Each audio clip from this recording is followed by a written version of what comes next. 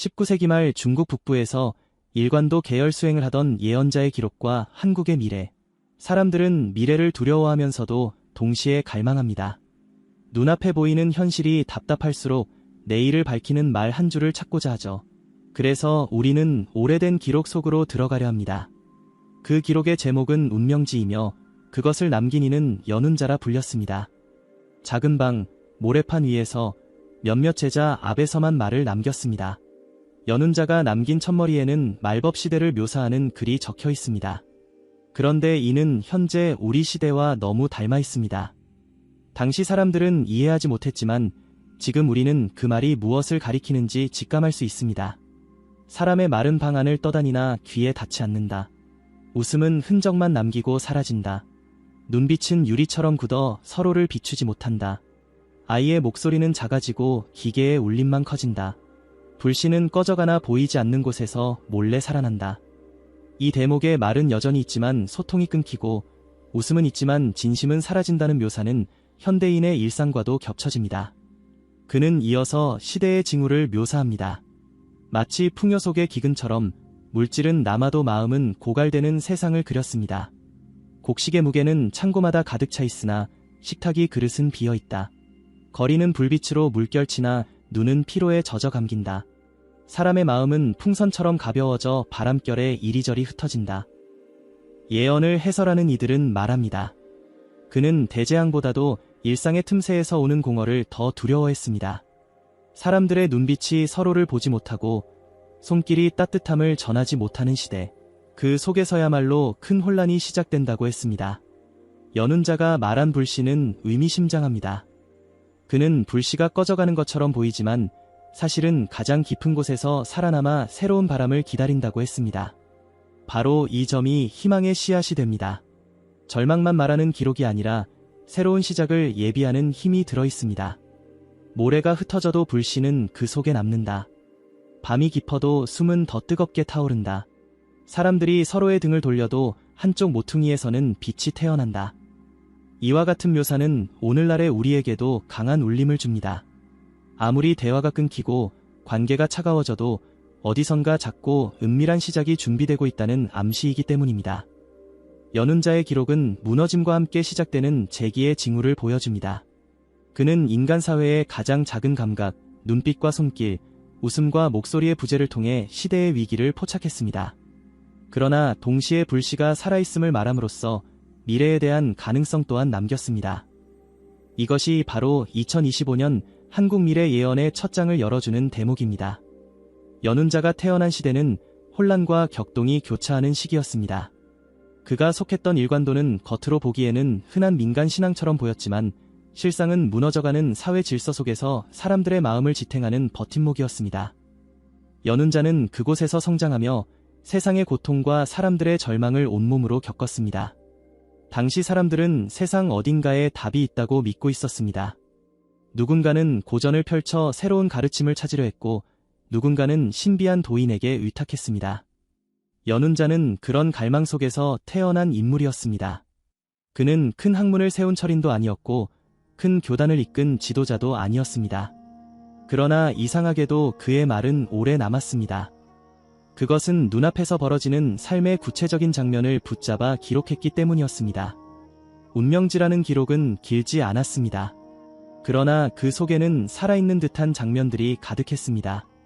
우리가 살펴본 것처럼 그는 눈빛, 웃음, 목소리, 곡식과 창고, 거리와 불빛 같은 감각적인 언어로 시대를 드러냈습니다. 그렇기에 후대에 전해지면서도 그 의미가 사라지지 않았던 것입니다. 연운자가 남긴 기록에는 특히 말법의 시기에 대한 묘사가 길게 이어집니다. 그는 사람들의 삶이 겉으로는 번영해 보이지만 안으로는 텅 비어가는 과정을 치밀하게 그렸습니다.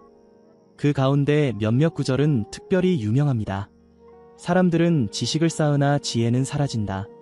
입은 쉬지 않고 움직이나 마음은 닫혀있다. 귀는 끊임없이 울림을 듣지만 그 속에서 침묵이 커져간다. 땅은 무성하나 손에 쥔 곡식은 허공처럼 가볍다. 사람들은 눈앞에 불빛을 따라가지만 그 끝은 어둠으로 이어진다. 이 구절은 후대의 학자들이 해석하기를 겉으로는 발전을 거듭해도 내면의 공허와 단절이 심화되는 사회를 가리킨다고 했습니다. 곡식과 불빛, 입과 귀, 눈빛과 웃음이라는 아주 일상적인 요소를 통해 그는 시대의 위기를 드러냈습니다. 연운자의 기록이 흥미로운 또 다른 이유는 그것이 중국 내부에 머물지 않았다는 점입니다. 그가 남긴 언어는 이후 대만과 동남아로 퍼져나갔고 전해지는 과정에서 새로운 해석이 덧붙여졌습니다. 그러나 그의 기록 속에는 특별히 한 지역을 암시하는 대목이 있습니다. 학자들은 그 표현을 분석하며 한국과 연결되는 맥락을 짚어냅니다. 그는 직접적으로 나라의 이름을 말하지 않았지만 그가 살던 시대와 지리적 인식을 고려할 때 특정 지역, 곧 한반도를 가리키는 구절로 해석할 수 있습니다. 동력 끝, 산과 바다가 맞닿은 곳에서 빛이 솟는다. 큰 나라들의 다툼 속에서 잊혀진 땅, 그러나 그 땅에서 불씨가 이어진다. 사람들이 그곳을 낮게 보나 그 끝에서 새로운 울림이 일어난다. 이 구절은 한국을 암시하는 대목으로 자주 해석됩니다. 동쪽 끝, 산과 바다가 만나는 좁은 땅, 큰 나라들 사이에 끼어 늘 시련을 겪었으나 바로 그곳에서 새로운 시작이 일어난다고 한 것입니다. 이는 지리적 묘사로 끝나지 않고 미래를 구원할 지도자의 출현과 연결됩니다. 연운자는 지도자의 출현에 대해 다음과 같이 말했습니다.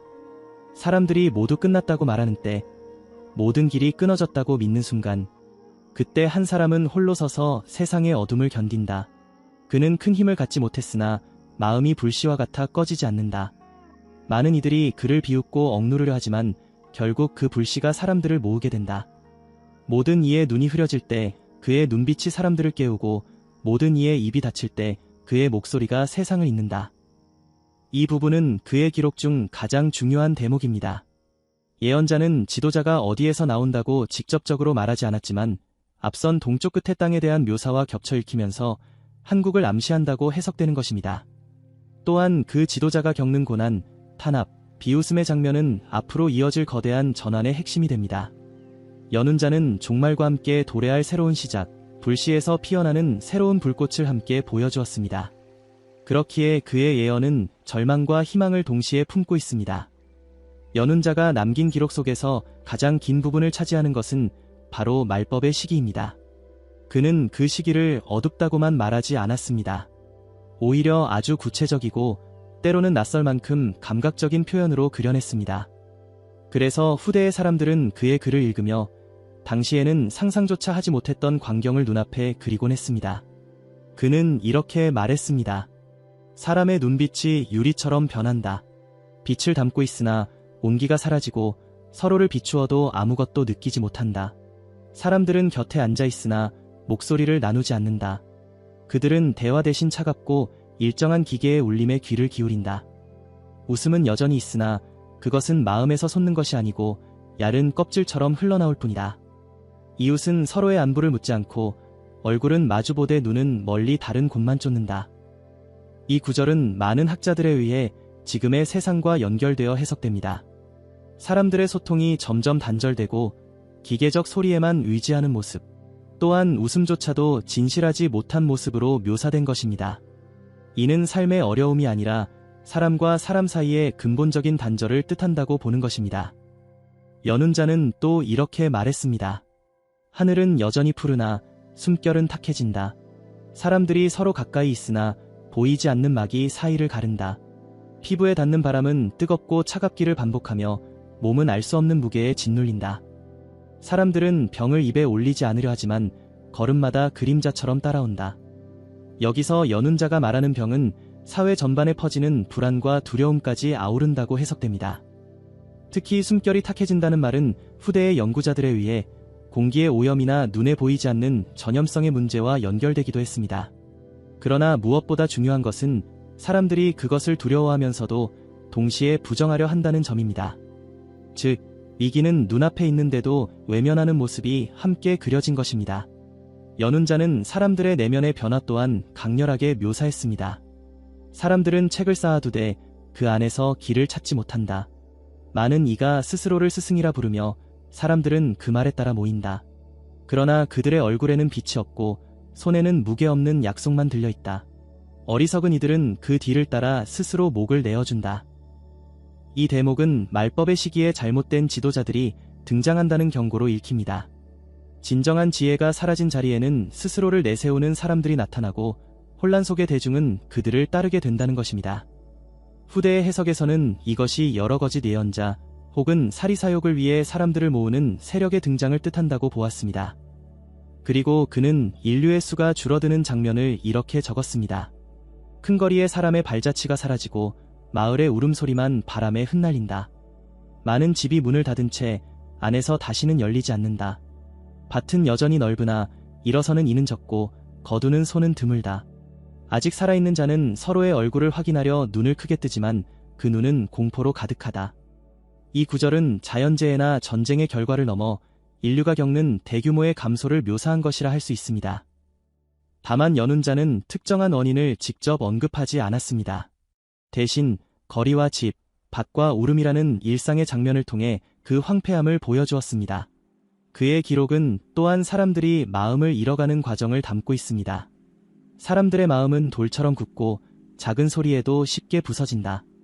서로의 고통에 귀 기울이지 않고 오직 자신의 두려움만을 지키려 한다. 많은 이가 그 두려움에서 벗어나기 위해 거짓된 약속을 붙잡는다. 여기서 우리는 인간 내면의 변화가 가장 큰 위기라는 점을 알 수 있습니다. 연운자가 본 말법의 시대는 병이나 굶주림만이 아니라 서로를 잃어버리는 시대였습니다. 그리고 그는 마지막으로 이 시기를 벗어나기 전의 절정을 이렇게 묘사했습니다. 모든 이가 입을 닫고 모든 길이 끊긴다. 사람들은 이 땅 위에 더 이상 내일이 없다고 말한다. 하늘은 무겁게 내려앉고 바다는 끝없이 검게 번진다. 그때 세상은 모든 것이 끝났다고 선언한다. 이 대목은 말법의 시기가 끝으로 치달을 때의 장면을 보여줍니다. 누구도 희망을 말하지 않고 내일을 그리지 못하는 순간, 바로 그 자리에 새로운 전환의 씨앗이 심긴다고 연운자는 말했습니다. 연운자가 남긴 기록 가운데 가장 논란이 많고 동시에 많은 이들의 주목을 끄는 부분은 바로 구원의 인물에 대한 묘사입니다. 그는 말법의 시기가 절정에 이르렀을 때 모든 이가 희망을 잃었다고 생각하는 그 순간 새로운 길을 여는 지도자가 나타난다고 했습니다. 그는 이렇게 말했습니다. 검은 바람이 그치지 않고 사람들은 길을 잃은 채 서로를 의심한다. 모든 땅이 쉼없이 흔들리고 바다는 끝없는 검은 파도로 응답한다. 그때 먼 동방의 산과 바다 사이에서 한 사람이 일어난다. 그는 이름 없는 자로 태어나 많은 이들의 손가락질을 받으며 걸어간다.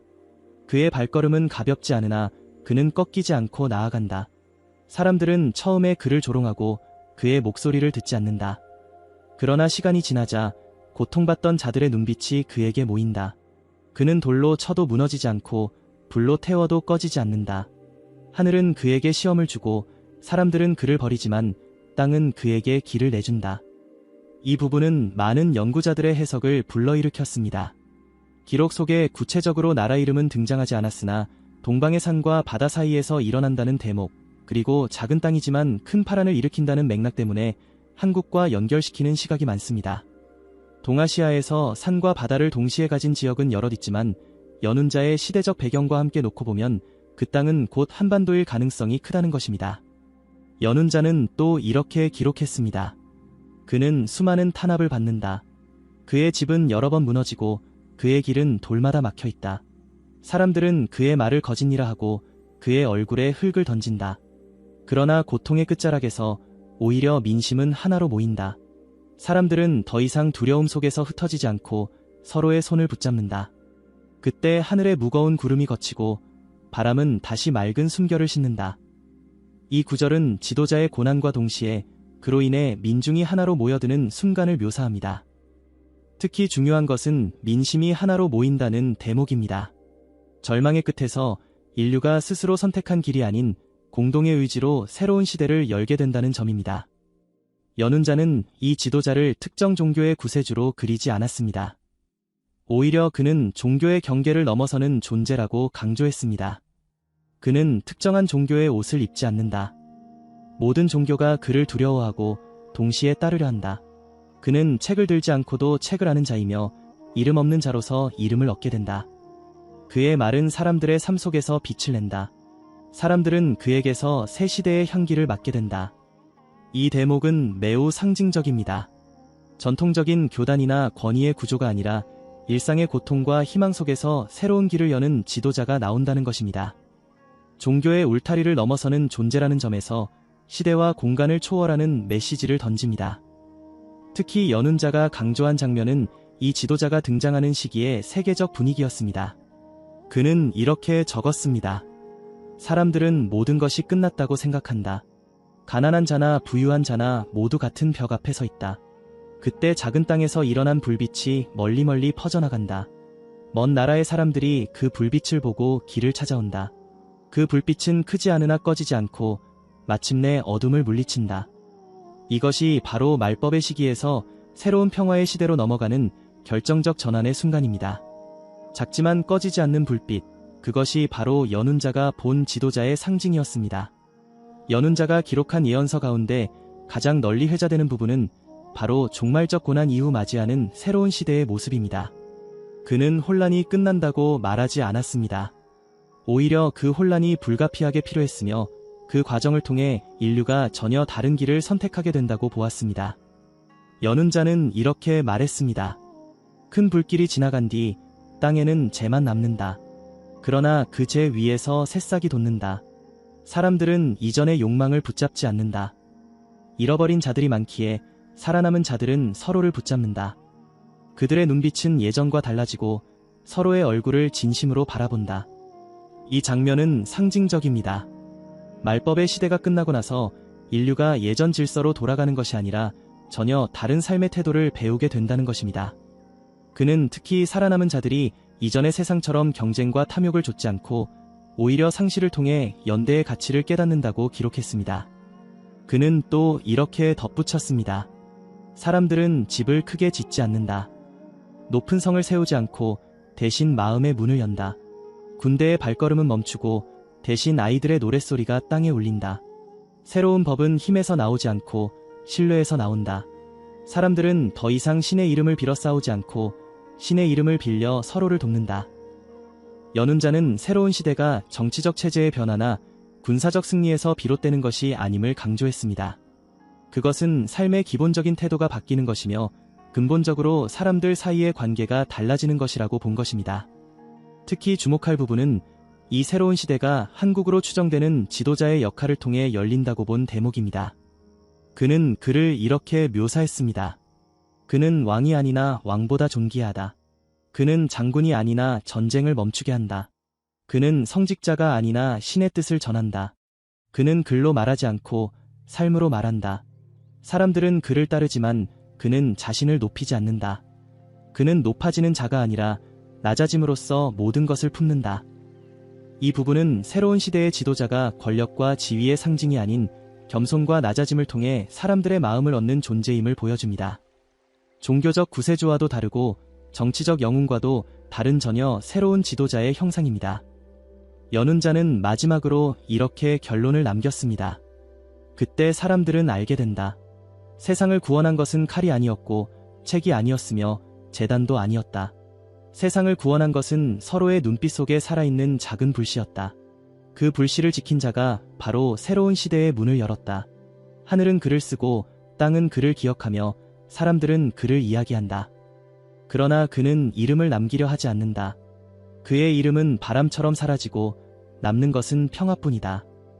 이 대목은 연운자의 예언을 인류 전체가 배워야 할 근본적 가치로 연결시킵니다. 즉 새로운 시대란 특정 인물의 카리스마적 리더십만이 아니라 그를 통해 전 인류가 변모하는 과정을 뜻하는 것입니다. 연운자의 기록은 옛 이야기로 치부되기 쉽습니다. 그러나 그의 예언이 오늘날 다시 주목받는 이유는 지금 우리가 마주하고 있는 현실과 놀라울 만큼 닮아있기 때문입니다. 그는 말법의 시대를 묘사하면서 사람들의 눈빛이 비어가고 대화가 끊어지고 기계의 소리에만 귀를 기울이는 모습을 언급했습니다. 오늘날 거리를 나서거나 가정의 풍경을 떠올려보면 눈앞에 있는 사람보다 손에 든 작은 화면 속의 정보에 더 몰두하는 모습을 쉽게 볼 수 있습니다. 그것은 인간관계와 사회 전체를 잠식하는 깊은 현상으로 읽힐 수 있습니다. 또한 그는 병과 불안, 그리고 이해할 수 없는 사상의 사람들이 몰려드는 현상을 경고했습니다. 오늘날 세계 곳곳에서 전통적인 가치가 흔들리며 다양한 형태의 분열과 갈등이 반복되는 것은 우연일까요?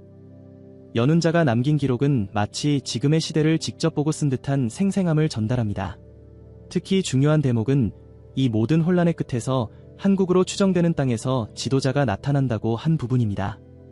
연운자는 당시 자신이 속한 문화와 언어로 그곳을 직접적으로 한국이라 지칭하지는 않았지만 기록 속에는 분명히 동방의 작은 나라, 역사 속에서 숱한 시련을 견디며 꺾이지 않았던 민족을 언급하는 부분이 있습니다. 오늘 우리가 바라보는 한반도, 바로 대한민국과 이어질 가능성이 큽니다. 그렇다면 2025년을 앞두고 이 예언을 어떻게 읽어야 할까요? 한 사람의 등장을 기다리라는 말은 아닐 것입니다. 오히려 그 지도자는 시대의 상징이자 촉매입니다. 중요한 것은 한반도라는 공간, 그리고 그곳 사람들의 마음에서 이미 새로운 흐름이 움트고 있다는 점입니다. 연운자는 이렇게 남겼습니다. 사람들이 모두 끝났다고 말할 때 시작은 이미 뿌리를 내리고 있다. 나라가 가장 흔들릴 때 그 나라의 심장 속에서 불씨가 피어난다. 사람들이 보지 못하는 동안 그 불씨는 자라서 온 세상을 밝히게 될 것이다. 이 구절은 한국이라는 나라의 국운, 그리고 그 안에 살아가는 사람들의 역할을 말해주는 것이라 해석할 수 있습니다. 세계가 흔들리는 순간 가장 먼저 불안에 휩싸이는 대신 오히려 새로운 길을 찾을 수 있는 가능성이 바로 이 땅에서 시작된다는 뜻입니다.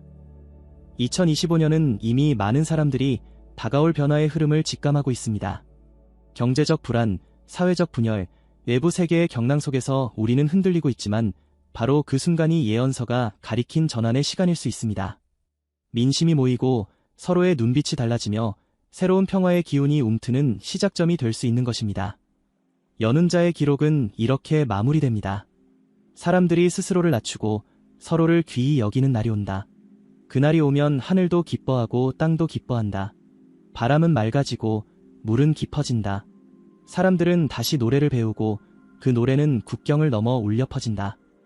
이 작은 땅에서 시작된 노래가 온 세상의 하늘을 밝히리라.